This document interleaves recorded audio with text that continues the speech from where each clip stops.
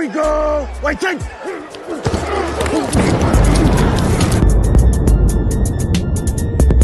He's got Ben Troupe at the 15, at the 10, hurdles the man, spins to the 5. Oh my, still on his feet, still pounding to the goal line. He's gonna score!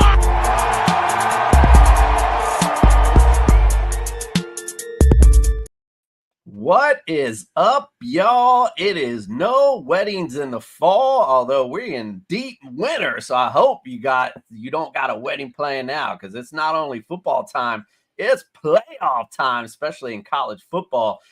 So we got a lot to dive into tonight. Before we do, let's pay the bills real quick. If you're watching on YouTube, do us a solid, hit like, put in a comment, hit the notification bell, all those fun things you're supposed to do when you watch stuff on YouTube. Little things stopping you from doing it, big things popping for us when you do. So we do appreciate you. Go to Underdog Fantasy, use that promo code Troupe. We'll double that deposit up to $100. Lots of great fantasy stuff and college football. Got NBA coming up. Well, playing on now. They got NBA stuff. They got all kind of good stuff. So make sure you check them out. Also, if you're looking for some championship bling for your fantasy champion, look no further than Pro-Am Belts. Let's welcome in the man of the hour, Ben Troupe. Welcome into the studio, sir. Commissioner, listen, I see. Listen, I can tell what state you in. Listen, you rocking the beanie.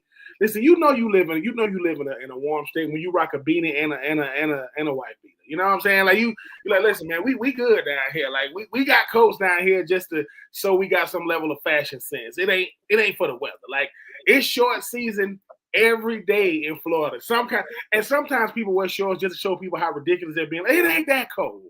Now it can get cold. I'm not saying that, but it's always good to be on with you, Commissioner, man. Listen, got a lot of things to get to. You know, every week we talk about something different. In college football, NFL football, we got big headlines. You know, we got Heisman trophies. You know, again, gonna be dialed out. We got transfer portals. We got recruiting rankings. But with all that being said, I better not catch you in no freaking, no type of church, nothing. I don't want to see no ceremonies. Because at the end of the day, you got 3 other seasons to get married. Just don't pick the fall. Let me say this. Because people say, well, Ben, you telling me I can't get married in the fall at all? If we talking about football fans, we're talking about fans of sports, fans of football. If you ain't no football fan, which I don't know what you're doing with your life, do what you want. I mean, when people that say things like, hey, man, what's going on? Is there a football game going on Saturday? Sir, I will slap the hell out of you, baby powder. Yes. What? Yeah. Are you crazy? Anyway, so let me make sure. If you are a football fan and I catch you, number one, you are a liar. Let's just call it what it is. Number 2, you cannot be trusted. And number 3, why? All you have to do is say, sweetie, listen, I love you. I want to get married. Just don't do it in the fall months. Do a spring wedding. Do a summer wedding. Now, I got married in the summer. It was hot. Very hot. So I'm just saying, not in the fall. But yes, Commissioner, let's get to it. I know we got some big headlines to get to. I just want to go ahead and always put that PSA out there because people say, Ben, you are like getting married in the fall is bad. It is. It is, even if you ain't a fan of football. But it definitely is if you are a fan of football. So if you call yourself a fan of football and I catch you in there, I'm gonna take a picture of you so you cannot lie. And then when you try to come back to the family barbecue talking about, hey, Ben, man, I just want to talk. Nope, you and your how you doing, sweetie? Get out. You're not coming. No, it's funny that you say that because you're right about a few things, but I'll just say this: any male that I speak to, he tells me that he's not a fan of football. There's something wrong. Here's the thing, right? Like I listen. As grown men, we are the weirdest. Listen, little boys are weird. Grown men are the weirdest people on the planet. We weird, but you could be somewhere with the family. This conversation ain't got nothing to do with you. And you hear a guy say, why do people go so crazy over football? What did you just say? What did you just say? Why are people going crazy over? Because people go crazy over dumb stuff all the time. People go, I don't see why people be going so crazy over these football games. Sir, because you don't have a life. Okay? Mm-hmm. You are tucked in nation. You know what tucked in nation is? That is when you tuck your t-shirt in your pants. Why is your t-shirt tucked in your jeans, sir? Where I can't stand that. Like, where are you going? How my daddy obviously tucks his shirt in to go to the bathroom, but he's also 66 years old, not aging nobody out. But I'm saying, If you ever see me with my shirt tucked in, life has gotten real bad. Where am I going? Like, who wakes up in the morning and say, "Hey man, somebody at the hold on, let me get presentable." Are you tucking your shirt in? Your t-shirt? I'm just saying, like, maybe I got to get older to realize it, but I'm like, Daddy, like, and there ain't no slack in it. Like, they tuck it in. You can see the belly button, bruh. Untuck it. So anyway, because I'll go off in a tangent with stuff I can't stand, like people that got convertibles with their windows up. Let your top, man. I'm telling you, Commissioner, I will go off like that. And then when you go up to the car, they go to the drive-thru, they let the window down. How much it, sir? If you let, anyway, just saying. Yeah, we could go at that all day. I mean, even when COVID was around, I was very big. I'm a physical therapist. I work in hospitals, so I got the whole mask thing. But when I see people driving in their own car by themselves with a mask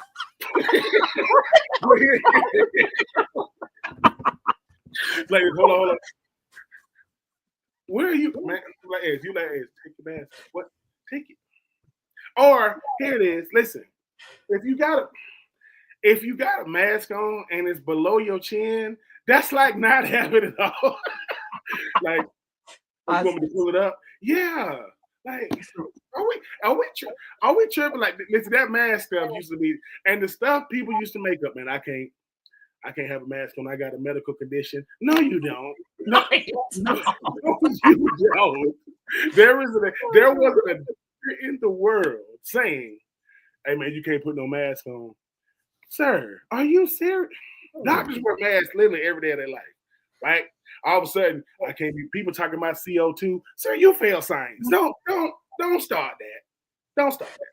Put it on. Yeah, I could definitely go on about that all day long. But all right, let's go. We got football to talk about, fun things to talk about. Before we get into what happened last week, we did have a pretty big headline come up, and Mr. No personality Belichick is now with the North Carolina Tar Heels. What do you think about this? This is a big topic of conversation. Even in my fantasy league, we were talking all about this, whether it was a good move or it was a bad move.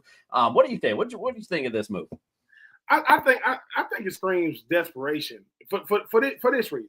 I respect Bill Belichick as being, arguably the GOAT head coach in the NFL. That can't help you now. Like, everybody always wants to go to your resume, right? When they're like, man, what makes him? Here's the first thing. Mac Brown, who just left UNC, is 73. Bill Belichick, who graduated a year after Mac Brown, is 72. I'm like, okay, what makes college football unique is this, Commissioner.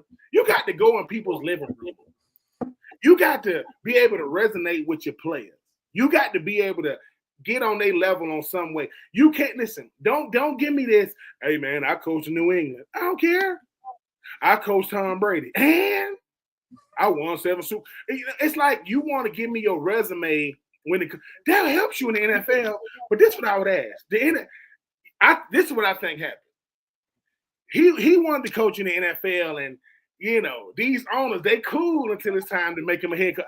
Bill, your way of doing. Plus, I mean, outside of Tom Brady, dude, it ain't really, and that was a long run. Ain't really much to talk about.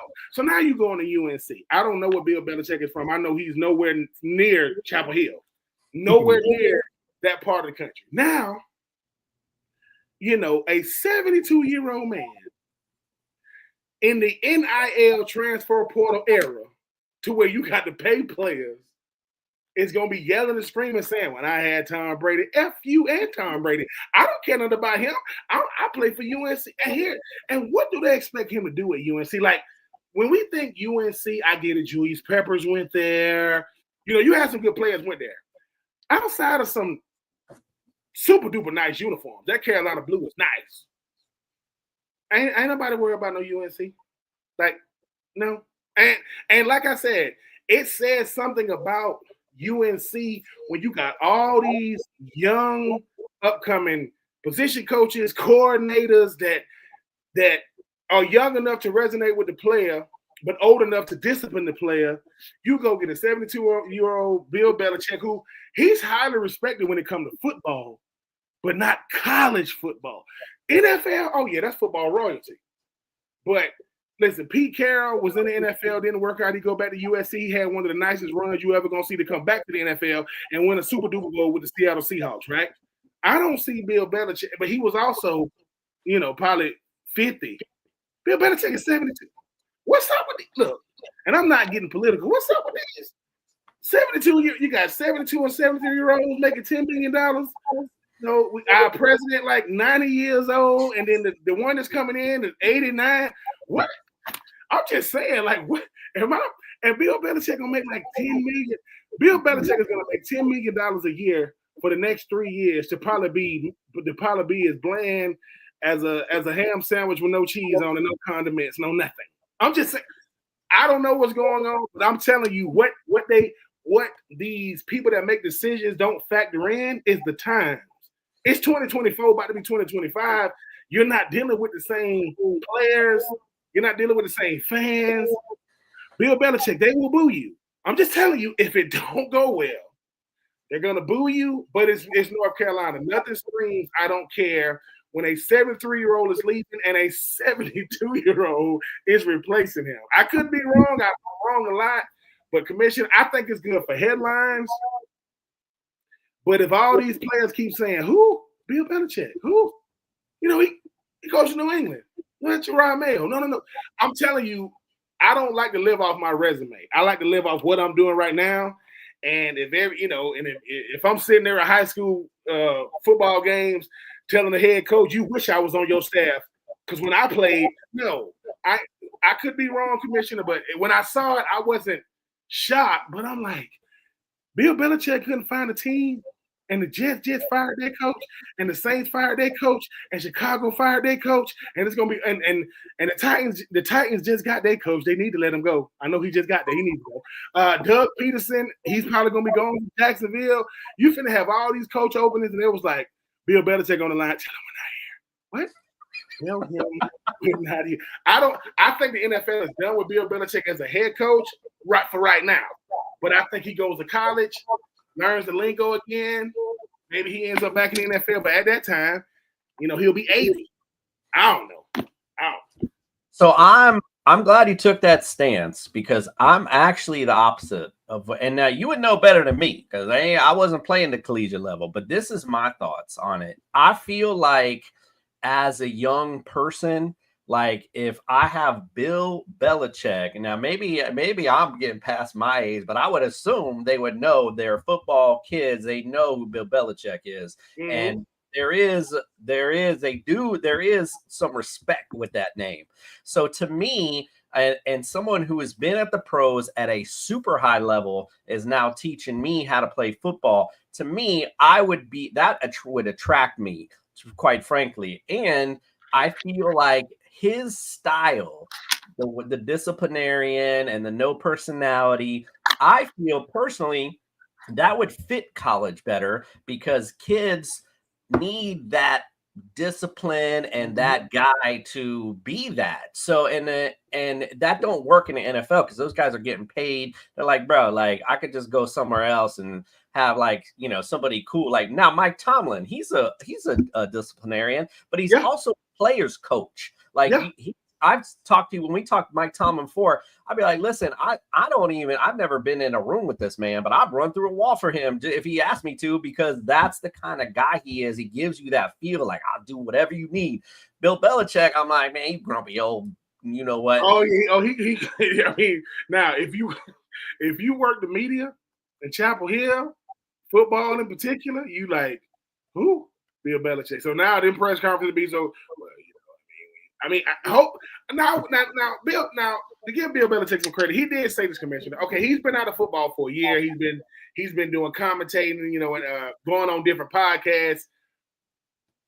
I appreciate him saying I learned a lot, because sometimes when I'm in that New England bubble and I run the bubble, it can get very, very mundane. I kind of, I know the comings and goings of everything that go on. I make sure nothing moves without me. In college, you got an AD, you got a commissioner over the whole ACC, you got a president, you got fan base, you got social media. Because the social media part, he gonna have to get with. Because even though he ain't gonna be tweeting or Xing or whatever the hell they call it now, I think Bill Belichick got away from coaching, and obviously he loved to coach, and he was like, "Look, I want to try this college thing because I want to see how I mean, in a sense, I conquered the NFL with what I did in New England, so that's forever. Boom. Can I do the college thing because Nick Saban left college because of what's going on? Now he's doing commentating, right? I think Mac Brown finna go back in the booth, right? Where I can see him. Hell, they might as well give him Bill Belichick job. They the same age. Let him go do it. I want to see if Bill Belichick can adjust to the college game because, Commissioner, you know, college is changing every day of the week now. Not even over a month. Things change. They got players announcing that they're coming back to the same school they've been at for more money, like a contract extension. Oh, and I got to say this. What is his name? Juan Soto. Good God. I mean, really? I mean, there's money. When Juan Soto thing came, I said, do I need to go out there and learn how to pitch?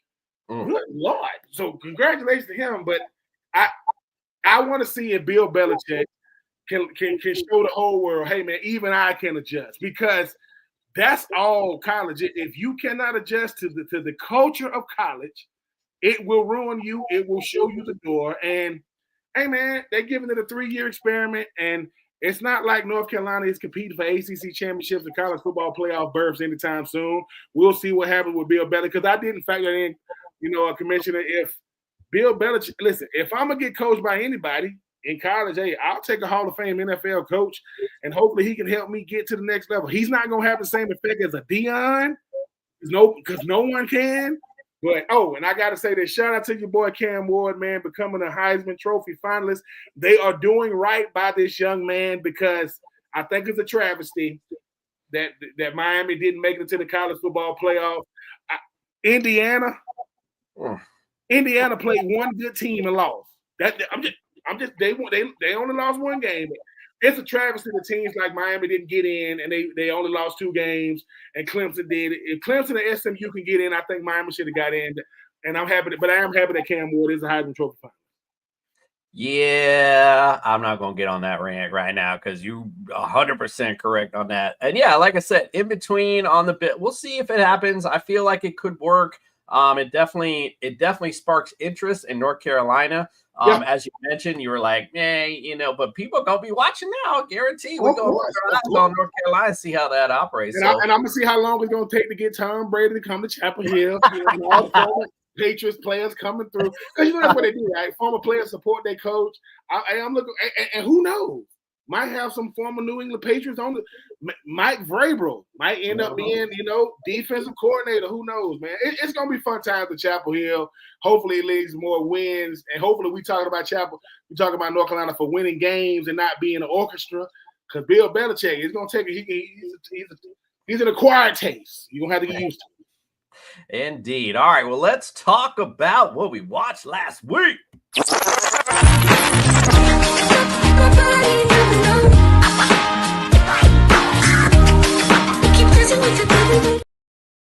All right, so we know we got our bowl games last week, and some pretty decent ones that happened. Well, let's go. Let's start with the Georgia versus Texas match. That was pretty good.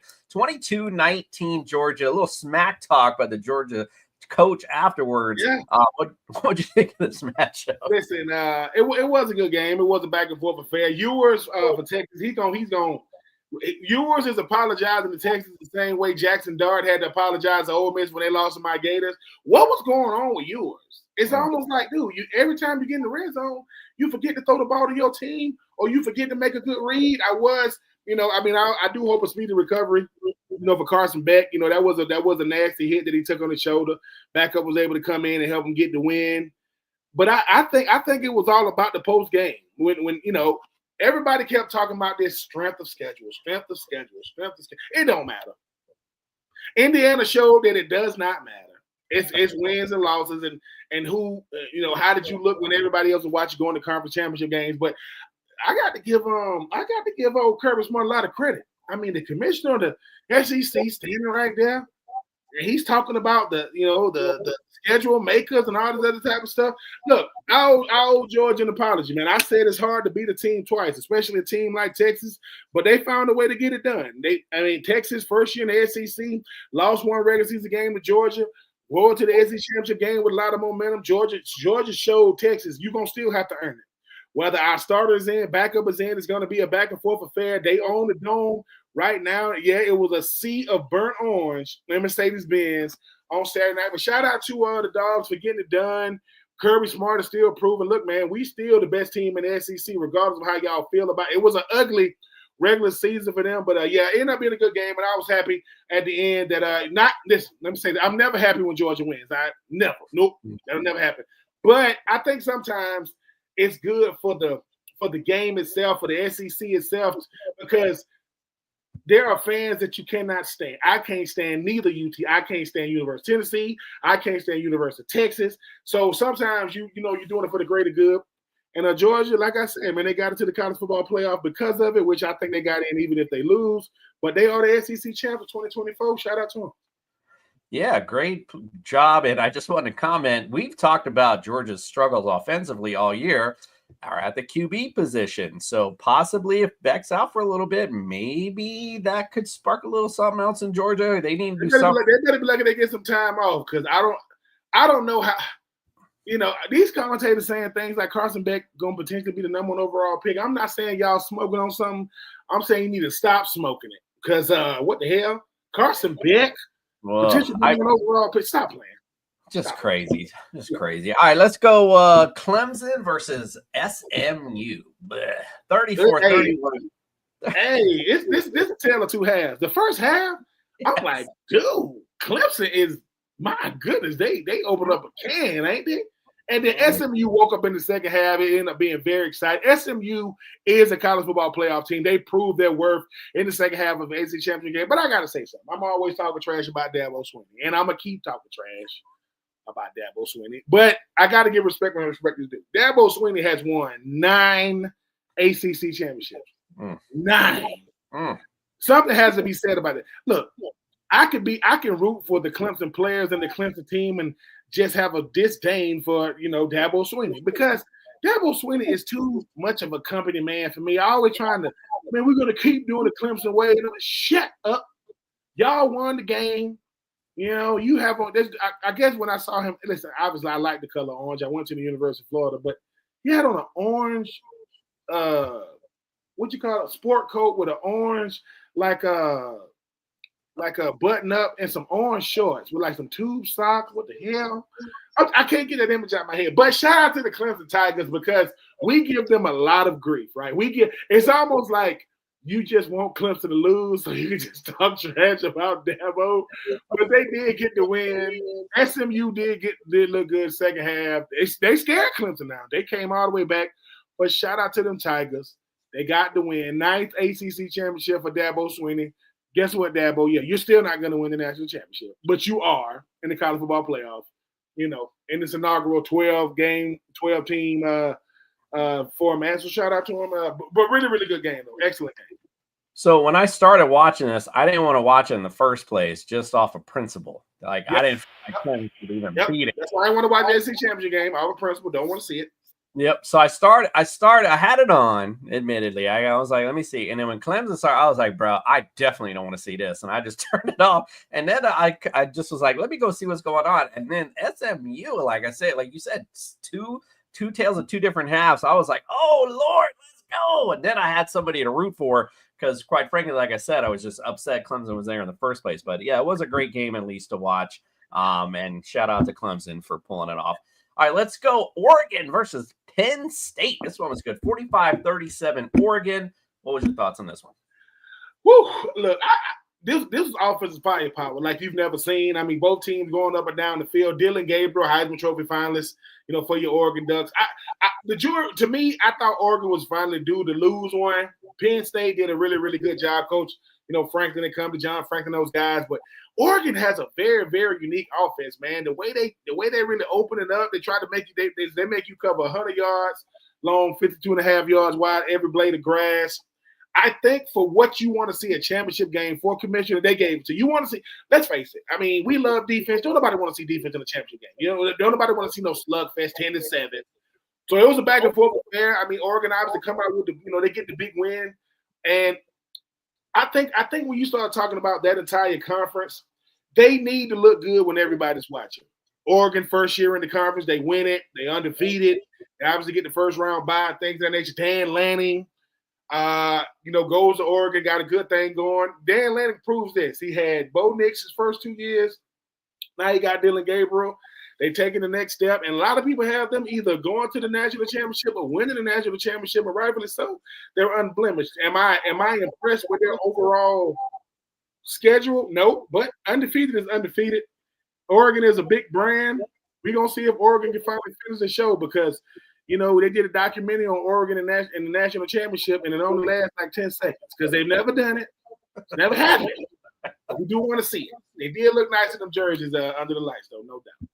I've always liked Oregon because they have all the different uniforms and, they're a different squad. And, I like them. And like you said, I'm one of those guys that likes to root for that underdog, if you will, and never gotten it before. I'm definitely happy for them. Right now they look pretty damn good, I have to say. So, I definitely think they're going to make it to the national championship game.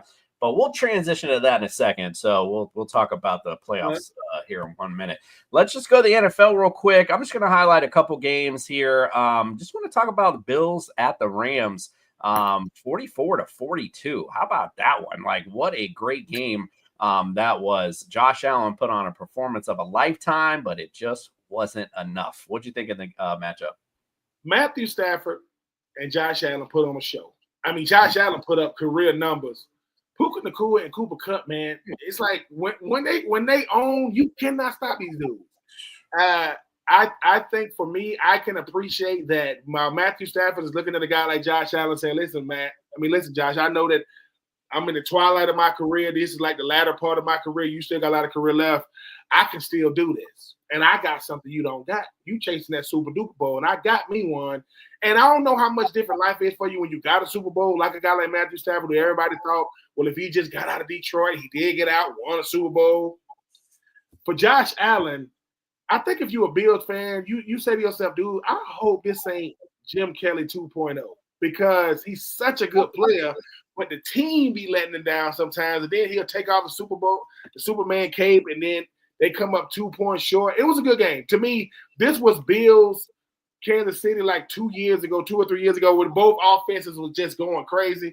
But shout out to the Rams, though. I mean, the Rams are keeping pace in the NFC West because they understand they can't let San Francisco or, Geno Smith and company get away from. So shout out to – I'm not going to – I can appreciate what the Bills did and Josh Allen did, but still appreciate the fact that the Rams are saying, look, man, we still play football out here on the West Coast. We got one of the nicest stadiums, SoFi Field. They said it is beautiful out there in L.A., and hey, man, shout out to them Rams for getting the big dub against the Bills team that still got big time postseason aspirations.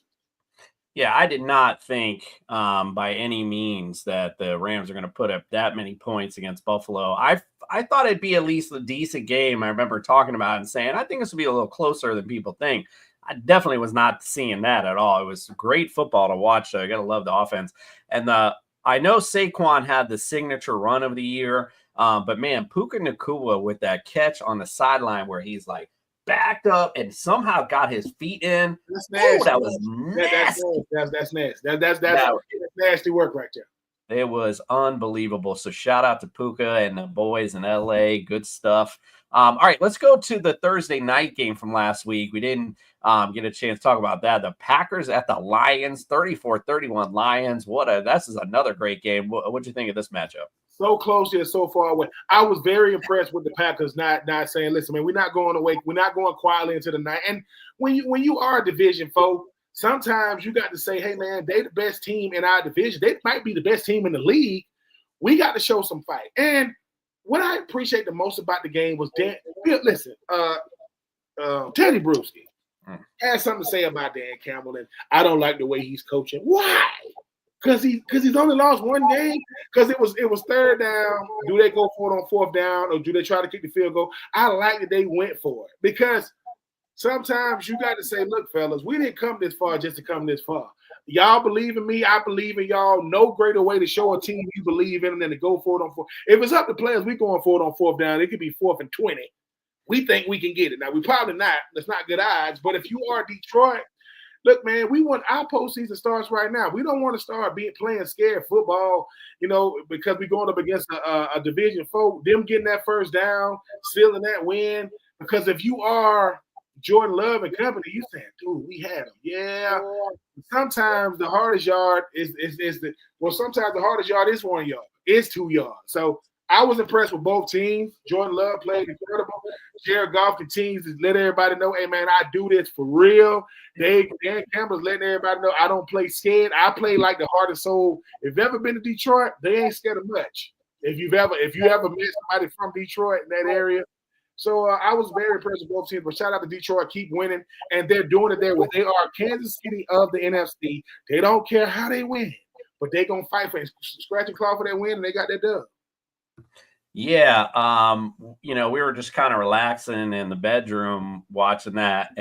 And so when they went for it, I started doing this. And my wife's like, what's wrong with you? I was like, oh, my bad. I'm just holding Dan Campbell's balls right now because that was so ballsy. It was so ballsy, but so right on. You know what I mean? It was that kind of move. Some people know how to win, and right now the Lions know how to win football games, and it was a great matchup and great call by Dan Campbell. I don't know what people are just haters. Period. All right, let's finish it up from last week. I had to talk about this one. Chiefs at the Chargers. It was not the greatest game to watch, but what a Chiefs ending with Matt Wright banging the goalpost to win the game. It's just crazy. What'd you think of this one? If you are the Chargers, you feel like the Panthers. You feel like, the Broncos. These teams that had them. We had them. Yeah, until you did it. It's almost like when it comes to the Chiefs say to themselves, look, man, we ain't finna expose all this energy. If we lose, we lose. But if you give us a chance with Patrick Mahomes, boy, they're going to find a way to go out there and get it done. And, of course, it would doink off the freaking upright and still go in. And that like added insult to injury for the Chargers. Oh, yep. It's almost like that commercial back in the day when the old guy's on he got the little he's a fisherman and he's holding he's like, oh, you almost had it.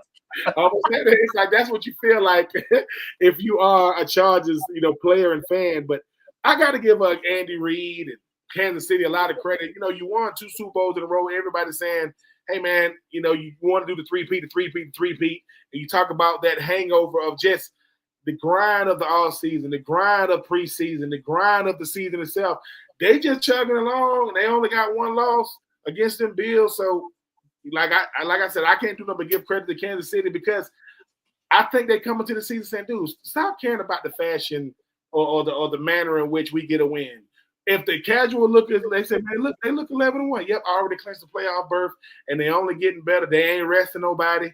But it was a fight to the finish against, once again, a division foe. And if you are in the AFC West, the daddy of that whole division is Patrick Mahomes, Andy Reid, and Kansas City. They have owned that division. And guess what? Denver could have beaten this year. So they got a block field goal.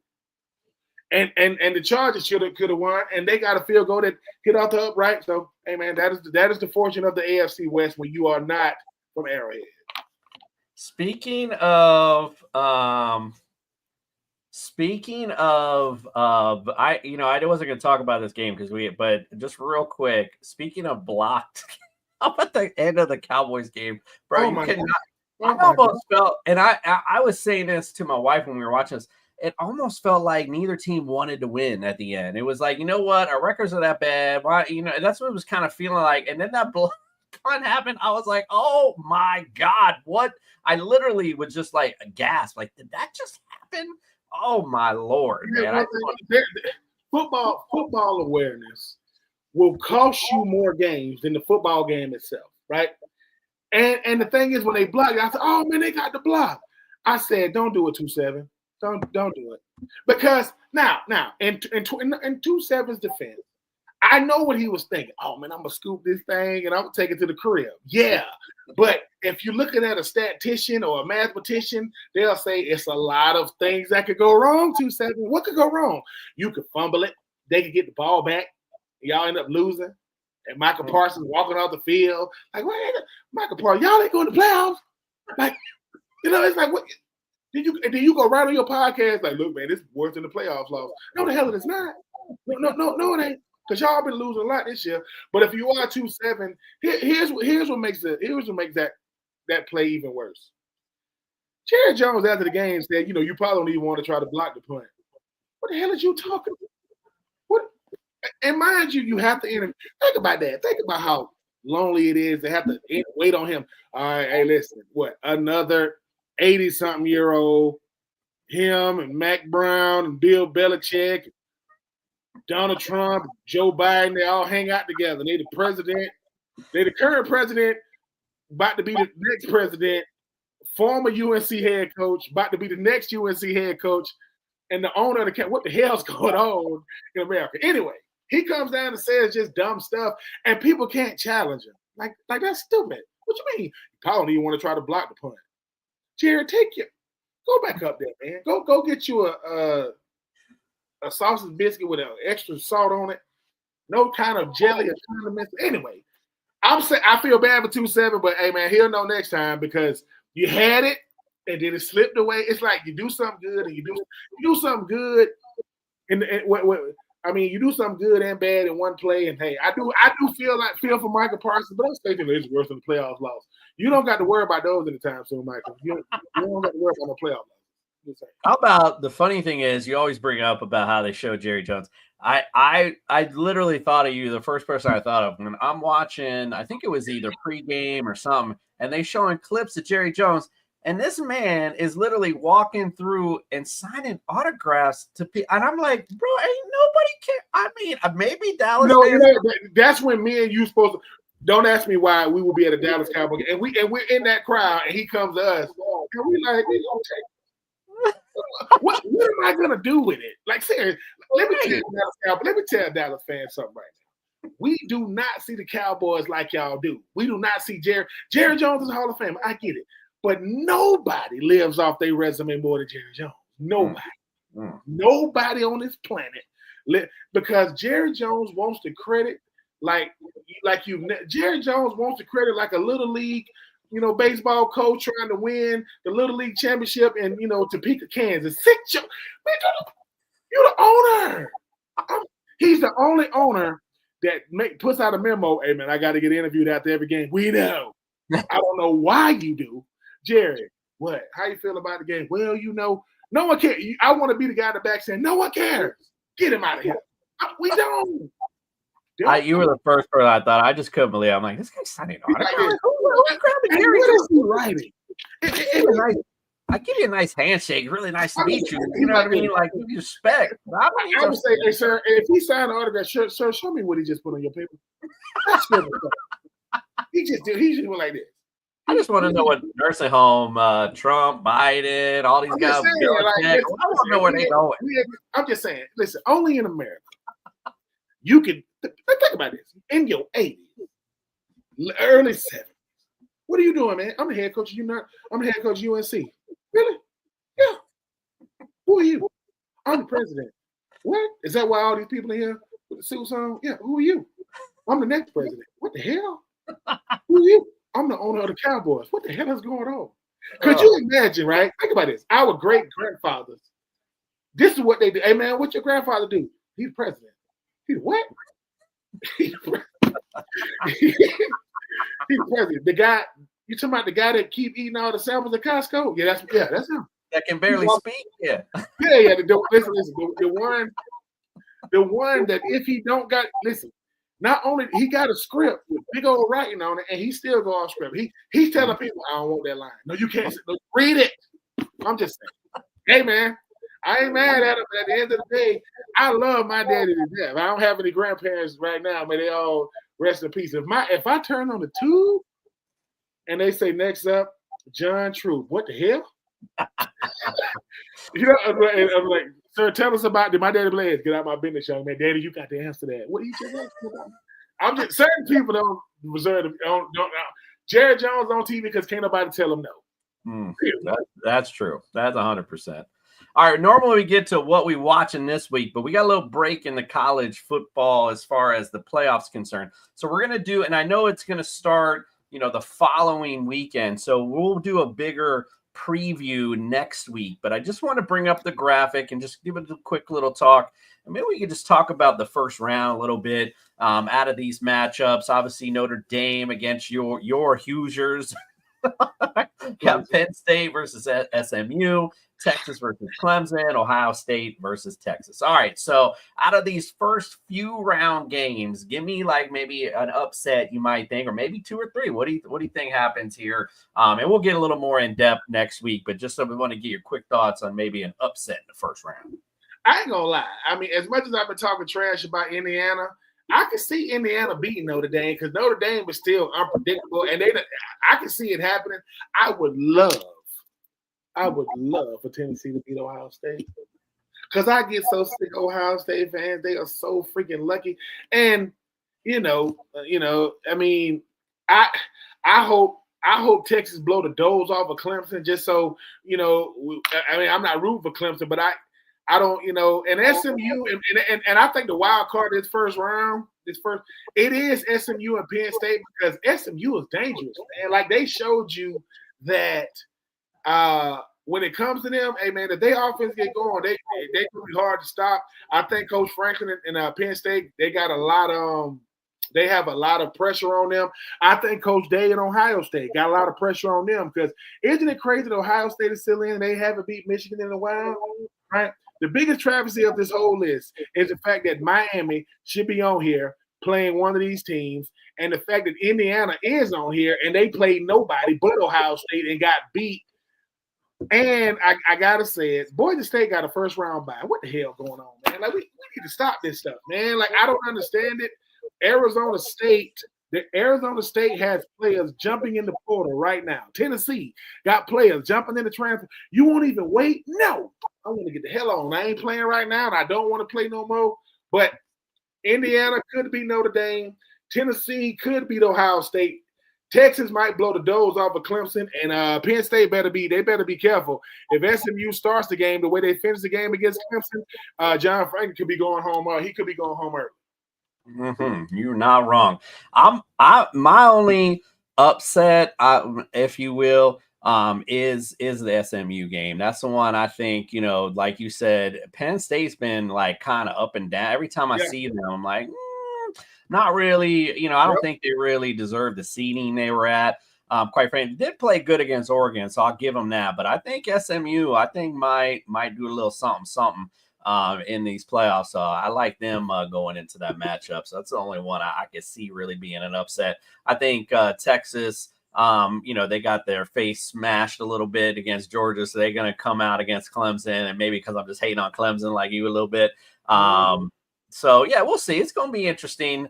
Tennessee's interesting to me, too, because they've been kind of up and down also. They played some great games, and they played some not-so-good games. So it'll be interesting to see, although Ohio State looking pretty tough right now. So, all right, let's get to what we watching this week. Oh, shoot. I messed up my thing. Hold on, here we go. What are we watching this week?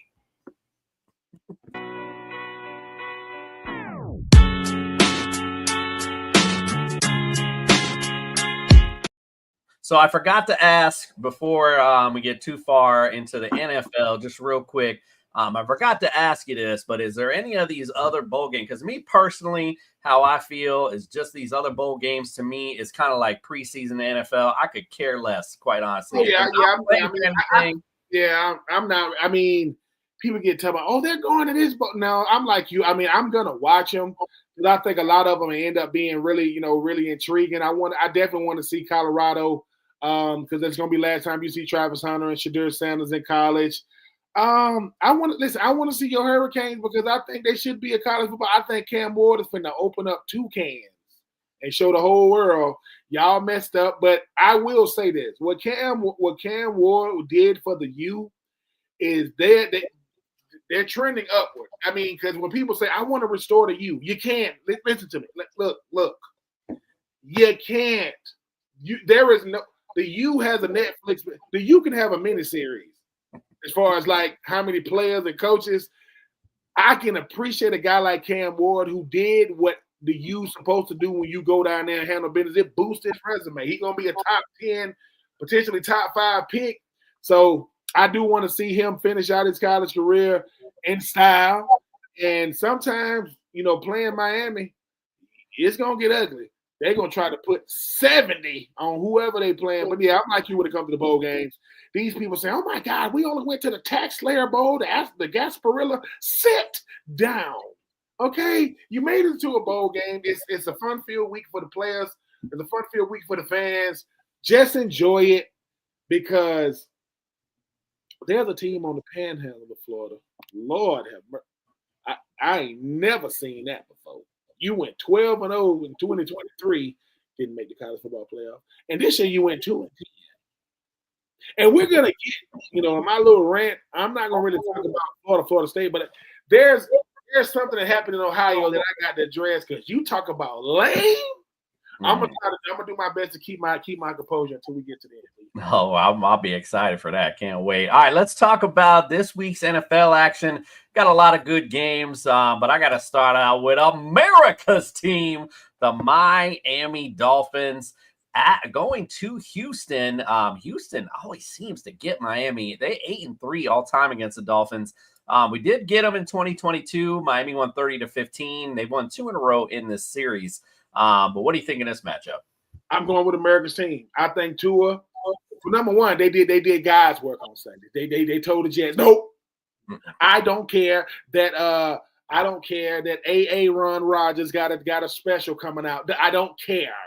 You are a narcissist to the 20th power. I'm tired of talking about Aaron Rodgers, but I like what Tua is doing right now. Him and Jonnu Smith got a nice thing going on, and hey, I think that when you are Houston's going to win the AFC South because the AFC South is awful.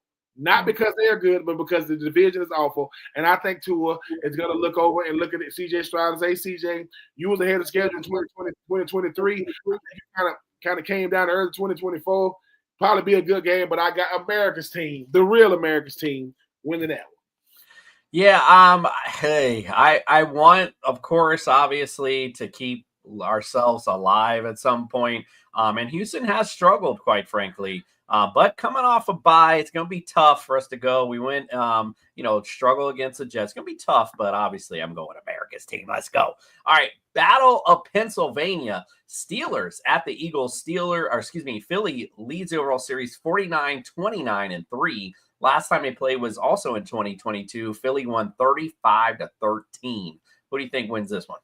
I think Mike Tomlin, I think he got his team going in the right direction because, some of you deficit on the blonde blitz, they're going to have to manufacture this passing game with no George Pickens. We'll see what happens with him. But I think the thing about Philly is if Philly can keep football about football, they're going to be a hard team to beat. Sometimes, A.J. Brown and Jalen Hurts and company, just because somebody asks you a question, man, you got to protect the integrity of the locker room. You got to protect the integrity of the teammates. You got to protect the integrity of misconception and perception when it comes to football. We get it, y'all. The pass, because you know how these people say winning cures all stink. No, the hell it don't, because them receivers, they want their numbers, especially A.J. Brown.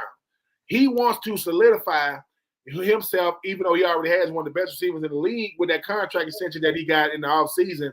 But with all that, Nick Sirianni is not, he's not the cause of it right now. But I just think Pittsburgh is just more stable as a team, not better in the passing game without George Pickens, Pat Freiermuth, and Darnell Washington, Van Jefferson. We'll see if they can manufacture it.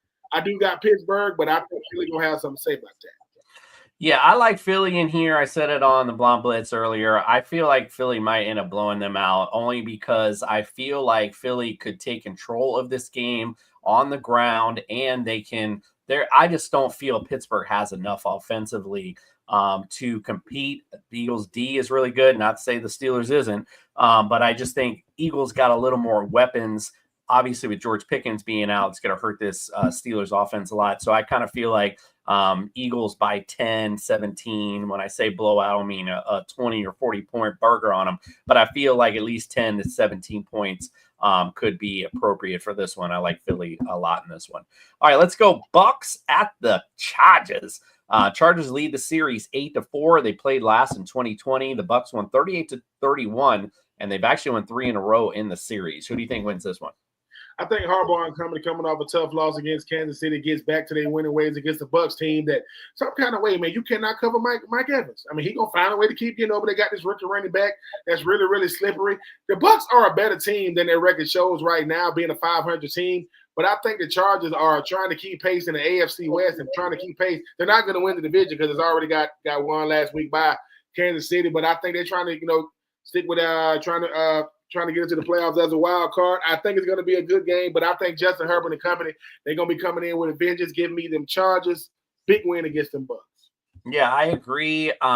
Again, this is kind of reminiscent of the Eagles-Ravens game. Not that these two teams are on that level, but I just feel like then I felt like, the defense, because the Bucs the Ravens didn't have any. That's why the Eagles won that game. And I'm going to say the same thing here. The Bucs have no defense. Chargers do got a good defense. I think that's the X factor in this one. So I'm going to go Chargers as well in this matchup. All right, let's go Bills at the Lions. Ooh, can't wait for this. Buffalo 7-4-1 all time against Detroit.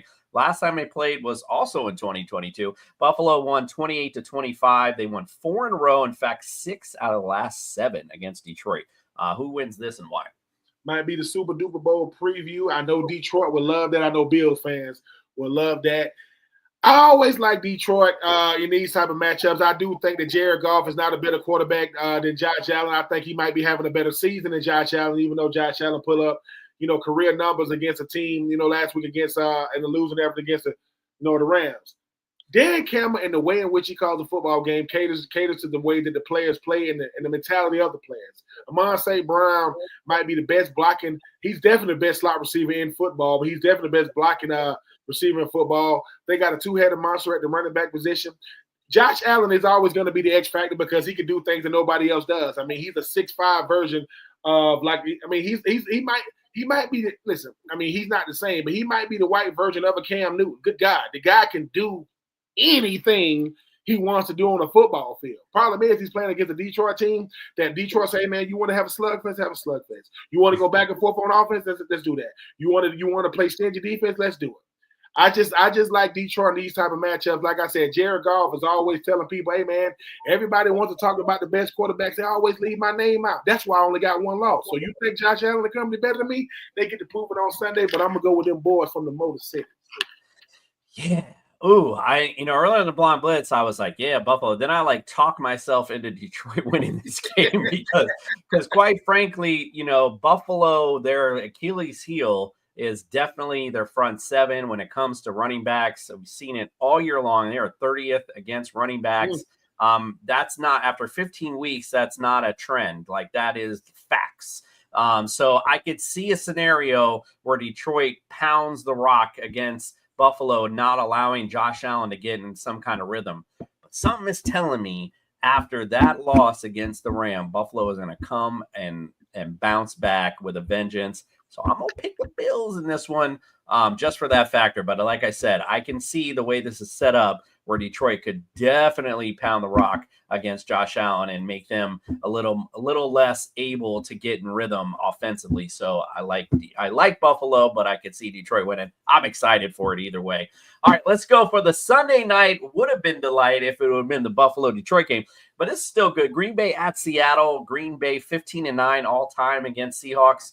Last time they played was in 2021. The Green Bay won 17-0. It's been 2 in a row, and they won 4 out of the last 5. Deb also pointed out on their show, I think it was in the last 17 games or so, that the home team has been the one to win this matchup. So what are your thoughts? Who wins this and why? Man, this series with Seattle and Green Bay has always been crazy. I think you want to go back to they had the replacement refs, and they threw a pass at the end of the game, and the Seattle Seahawks receiver called. He didn't catch the thing. He didn't catch it. And listen, and they go and they do what they know. They say it's a touchdown. They go and look at the freaking they look at the monitor for about 30 minutes to come out and say, here's a touchdown, and got the hell out of it. Let's run out of here because that wasn't a touchdown. I like Seattle at home the 12th, man. I mean, it's definitely on their side. Geno Smith and DK Metcalf and those guys have really played well. They got this running back up there in Seattle right now, man, putting up numbers. I like Josh Jacobs. I like Jordan Love. I definitely like Green Bay as a squad, but going that far to play for the Pacific Northwest is a long flight. Long flight. I always like Geno Smith and company at home. Give me them Seahawks to get back into that win column, to keep distance in that NFC West to potentially win that thing for them boys to get in the playoffs. Ooh, yeah. So I've been down Seattle all year, and I've been wrong. But I will say I feel like the Packers. I'm going to be wrong again.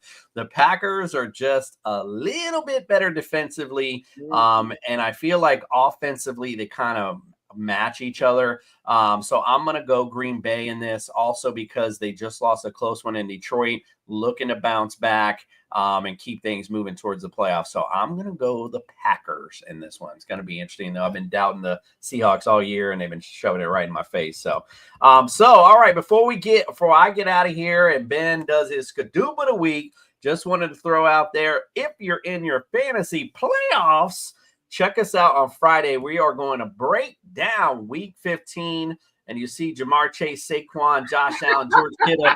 They all bringing you the trophy home. Might be how George Kittle for real. I mean, his hair ain't that thick, but his hair is long like that. Listen, the worst thing is that sometimes some people in the AI, it just don't like Brock Purdy.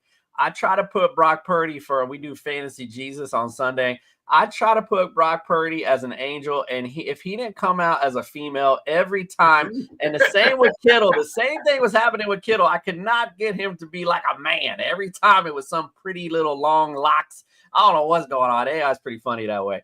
Check us out, 9 p.m., TSS Fantasy. We're going to break down Week 15 and get you ready for that dub in your playoffs.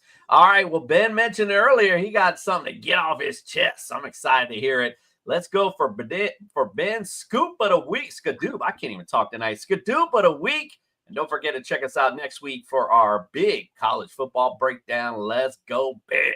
He's got Ben Troupe at the 15, at the 10, hurdles the man, spins to the 5. Oh my, still on his feet, still pounding to the goal line. He's going to score. What up, my good people? I am Ben Troupe. This is my Skadoop of the Week. I can't even talk either. But look, make sure you like, share, subscribe. I know me and the commissioner, we be all over the place. Do yourself a favor. Make sure you listen to this episode and all previous episodes and future episodes. Nowhere's in the fall. But we are 2 weeks removed from rivalry week in college football. The greatest week, one of the greatest weeks in sports, regardless of division, pro, college, whatever. Ohio State, Michigan, the game. Had a little scuffle after the game. They had they planted a flag after the game. There is this Ohio lawmaker by the name of Josh Williams who proposed a flag planting ban. Yes, it's called the Ohio Sportsmanship Act. Hell no. Hell no. Of course he's an Ohio, lawmaker, Josh Williams, proposing. No, you don't want somebody to plant the flag on your field. Beat them. And it's a felony. Let me tell you something. If I played for Ohio State or Michigan and I plant a flag, take me to jail. Are you serious? How lame are you? That ain't, really, how cowardly is that? That's some sucker type stuff. You telling me I don't want them planting the flag on Ohio State field? Beat them. Talking about I'm proposing what? Ohio Sportsmanship Act. How about we say a big hell no? It's the hell no act. Hell no. I'm going to plant the flag anyway. Why? Because if you listen, this is how it goes in a rivalry. If I beat you, it's on my terms. Even if it's not on my field, you do not get to dictate terms. I beat you. Don't plant the flag. Look, you don't want the flag planted? Don't lose. If you get the flag planted, that's on you. And if you don't like it, deal with it. We bringing in legislation, man. Listen, when it comes to these politicians, when it comes to these lawmakers, do something better with your time, man. Focus on helping people when they come out there in the world. Stay away from football. Stay away from, sportsmanship. You know what's good sportsmanship? I beat the hell out of you. I shake your hand. I planted my flag, and you deal with it. I am Ben Troupe. He was commissioner. This is no weathers in the fall. You be you. I'm going to be Troupe.